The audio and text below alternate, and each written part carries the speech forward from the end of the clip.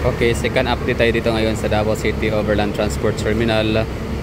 So, dito tayo sa may bay kung saan bound for Cagayan de Oro City, Butuan, Caraga Region, Davao Oriental de Oro, del Norte, and ano pa, no? Bukidnon and Caraga Region. So, ito yung area na to dito. Tapos sa kabila naman ay ang papuntang Soc-Sargent area in the western side of Mindanao.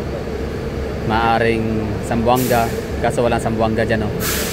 So, Cagayan de Oro City. So, kung pupunta kayo ng Zamboanga City via Cotabato City, pwede rin ng Cagayan de Oro City. Pero yun lang, bali, punta tayo dito ngayon para tatanong lang tayo ng mga biyahe, ruta, no? Kung meron pa ba bukas, Biyernes Santo na biyahe. Pero tayo nakita dito na bus papuntang La Paz. La Paz is ano siya, no? Agusan del Sur. Tama. Santa Josefa, Moncayo, Tagum naman yung madadaanan. Hindi na ako magtatanong sa mga pamasahe, ha.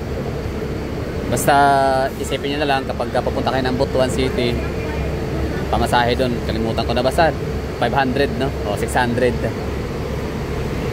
Malaki na yung 600 or ano, say 700 na lang para sure. O basta bitbit kayo ng extra money. Okay yung umalis ng exact lang kasi what if kung maka-apa kayo ng kamatis, di ba? Wala kayo pang bayad. So wag kayong umalis ng ng walang extra. Okay? Hindi wise na yan, na decision. So ito yung loob ngayon dito. Maraming tao. Tama, no? Marami nga to, no? Compare natin sa mga normal days. Gatong oras, madaling araw, wala masyadong mga tao dito. So it's Semana Santa paalala, no? From Bachelor Express Incorporated or BEI or Yanson Group of Companies.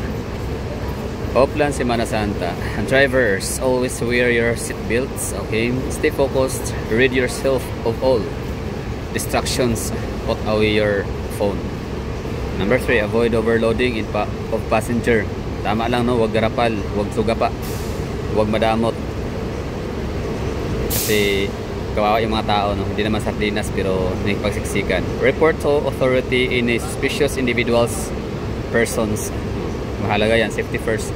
Check your rear and side mirrors regularly. Observe priority seats for PWD, senior citizen and pregnant women. No passengers allowed to sit in front below 7 years old. Okay. Number 8, strictly follow traffic rules, specifically no tailgating, reckless overtaking, overspeeding, and must be at full stop when passengers are getting on board and or disembarking. Okay, good, very good, no? So sana, kasi minsan, no, larga agad. So in fairness naman dito sa Mindanao, ang mga bus dito medyo mapifeel ko naman talaga na, I mean, alam ko naman na mas gentle sila compare sa mga buses sa Luzon in the Metro Manila. So ito na yung mga bus naman, rural tours, papunta to ng mga Cagayan de Oro City in Bukidnon. Hindi ko na rin itatanong, no, kung magkano pamasahe. Gusto ko lang naman makita ang loob, kung anong itsura ng lugar dito, kung gano'ng kadami yung tao. So far marami nga. Filtran ko naman dyan sa unahan. Wala naman sigurong price increase sa pamasahe. Kung meron man, malaki na yung 50, 100. Basta huwag bumiyahe ng walang 1,000. Huwag kang yung pupunta ng Butuan City ng walang 1,000. Huwag kayong pumunta ng Cagayan de Oro City kapag walang 1,000. Huwag kayong pumunta ng Bislig, Mangagoy, Tacloban. Sa Tacloban, kailangan mga 3,000. 1,500 yan, alam ko yan, 1,500 kasama ang ferry. Huwag kayong pumunta ng Manila kung wala kayong 10,000 or 7,000, pwede na, no? Kasi pamasahe parang 6,000 yata. Okay, no? So mahalagang update dito ngayon, isa sa natin update, no, and information.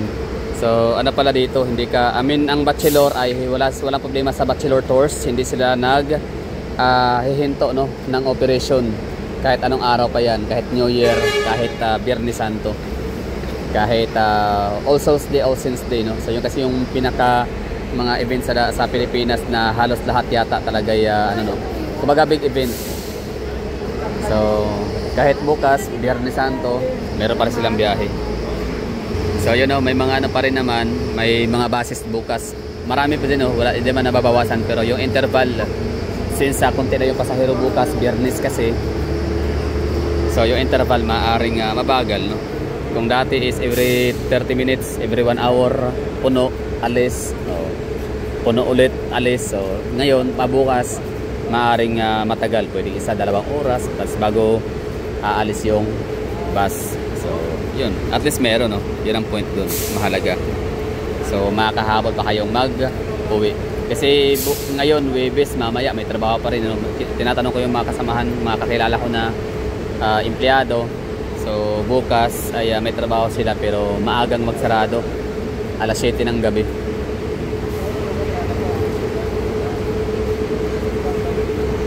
Nga pala, so may mga nagtatanong din sa akin, no, patungkol sa mga bagahe sa bus kung magkano.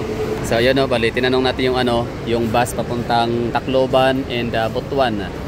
So yung concern about sa bagahe, wala naman palang problema kahit gaano kadami. Basta kaya meron lang bakante sa compartment. Tapos syempre pag medyo maramihan na talaga siya, babayaran na siya talaga, like depende daw, pwedeng 100 gano'n, minsan hindi aabot ng 100, minsan 100. Basta depende daw sa usapan, depende sa conductor, no? Kumbaga parang depende sa usapan, depende sa mood gano'n, no? At saka sa inyong charm. Malay natin baka kahit sa sobrang dami na yung bagahe pero maswerte ka, charming ka, di ba? May mga ganyang di ba? Mga pagkakataon na minamalas-malas ka, di ba? Like yung pera mo sagad na, ibig sabihin na parang budgeted masyado, short, kumbaga budgeted, no, yung pera, limited, pero siningil ka pa talaga. So may mga ganong pagkakataon. So depende sa charm, depende sa conductor. May mga conductor naman na mga considerate, may iba naman na medyo garapal o ano ba tawag dyan, yung parang abusado, no, pero hindi naman kasi ang kausap ko ngayon ay dispatcher ng Bachelor. So sabi nga naman niya ay okay lang daw talaga magdala ng mga bagaheng mararami. Tapos basta ikaw ay pasahero. So may charge naman kapag masyadong ng marami. Wala na siyang tinanong ko naman siya kung ilang kilo at anong size ng bagahe ang talagang kailangan abutin para dumating sa point na mag singil na talaga, no, magpataw na ng mag-charge.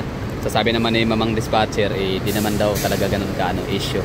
Basta pasahero ka. Yan na nga ba, 100 gano'n, 80, 50, depende daw talaga sa iyong bagahe, na basta wag lang daw masyadong damihan or lakihan. Tsaka kapag ka naman daw ay magpapadala ng bagahe kahit tapos hindi ka pasahero, for example, meron ka ipapadalang mga durian, mga prutas, pomelo papuntang Tacloban City. So meron na siyang karampatang charge, ibig sabihin meron na silang taripa.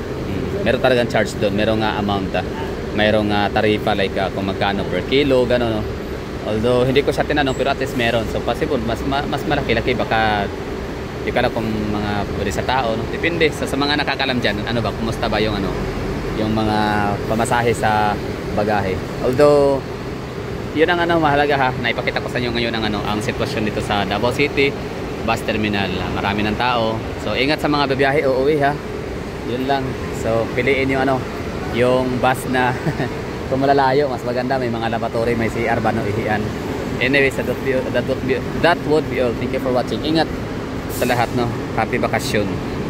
Okay, additional information, 15 pa rin ang 1516 ang Tacloban kasama na ferry. O, diba? Yun na yun.